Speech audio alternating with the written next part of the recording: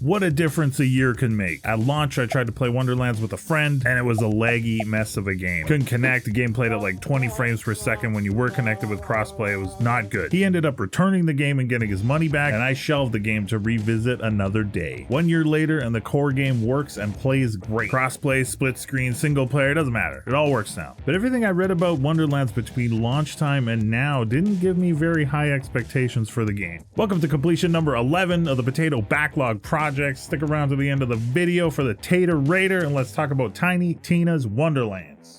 Tiny Tina's Wonderlands is essentially Tina playing a tabletop RPG with her friends inside the Borderlands world. You experience the game and adventure through your tabletop character, and the premise allowed for some positive changes to the Borderlands formula. I found the story here great. It's fun, it's funny, the voice acting is really good, the writing is solid, it's a great fantasy adventure. I like how things change around you as Tina either forgets things or makes things up on the fly, kinda how a dungeon master might do it in real life. The supporting character banter was great, the side quests themselves all fit in nicely, and together they present a great narrative to play and work through. With the tabletop premise, they're able to use an overworld to link all the larger areas together. The context of the game allows it to work and not seem like that jarring of a change from the previous Borderlands games. Not only does this function from a storytelling standpoint, it works incredibly well from a gameplay perspective as well. Gone is the need for massive amounts of traveling around empty environments just to do the next fetch quest. Quests themselves feel more action focused and they come faster with less downtime. This kept me interested and engaged and wanting to continue through the story. There are random encounters and battles in the overworld which you can choose to engage in or ignore, as well as a good amount of side quests and exploring to do in the overworld itself, outside of just following the main story quests. One thing that really made me happy to see was the quests and random encounters scaled to the level that you're at. I found myself leaving a lot of side quests unfinished in previous Borderlands games because they were low level and I wouldn't get any XP from them. I'm not a big fan of being massively over leveled in games and just walking in and one-shotting everything. It's just not a lot of fun for me. Character creation has some great cosmetic depth for the players that like to tinker with customization. You get to choose out of 6 classes, 7 if you have the last DLC package. The classes available all feel unique, fun, they all come with their own flavor, and one of my favorite and strongest things about the game is they open up the ability to multi-class midway through the game, and I just had a ton of fun with this. I made a couple different characters because of it, just to play around with the different options and see what was the most fun for me. It's really strong character building and character creation there.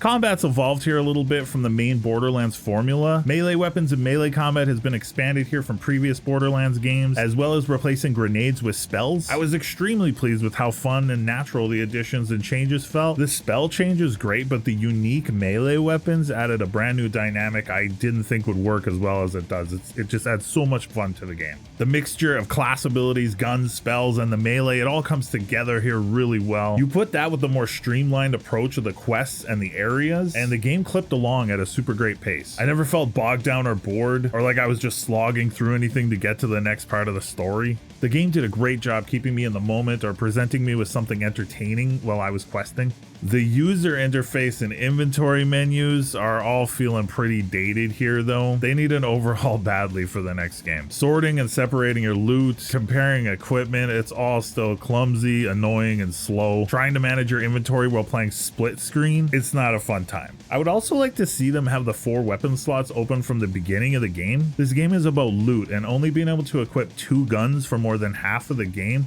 is just an unnecessary limitation. End game content is where Tiny Tina's Wonderlands falls short for me and for a lot of people. And the big problem here is the omission of a new game plus mode, or true Vault Hunter mode as it's known in other Borderlands games. They have this thing called the Chaos Chamber, which is essentially combat instances that you can run with different difficulty and options throughout to keep it interesting. And you go through and challenge yourself looking for the crazy high level loot and just kind of rinse and repeat. It's okay, but it really would have paired well with the ability to start a new game plus with your same character. Give us a reason to want to find that high level loot. 4 happy potato faces out of 5. I dumped 40 to 50 hours into this game easily, and I'm still playing it when I find the time. If there was a new game plus, I would have given this a 5, convinced all my friends to buy it and play it with me. I would have even bought their crappy DLC and played through that. The irony of Wonderlands being inspired inspired from one of Borderlands 2's best DLCs, and then it itself not having good DLC, it's not lost on me. As it stands, this is probably my favorite Gearbox game gameplay wise. The combat feels the best to me. The game is beautiful and detailed within its cel shaded style. Right now the game's easy to catch on a sale, and it's well worth your price for a playthrough or two if you enjoy Borderlands games. I really love this game, and maybe one day I'll do a Borderlands 3 DLC video with the DLC from this game, maybe. But as for now, the backlog project rolls on. Lots of more games to go. Thank you for watching, friends. Be kind to yourselves and others that deserve it.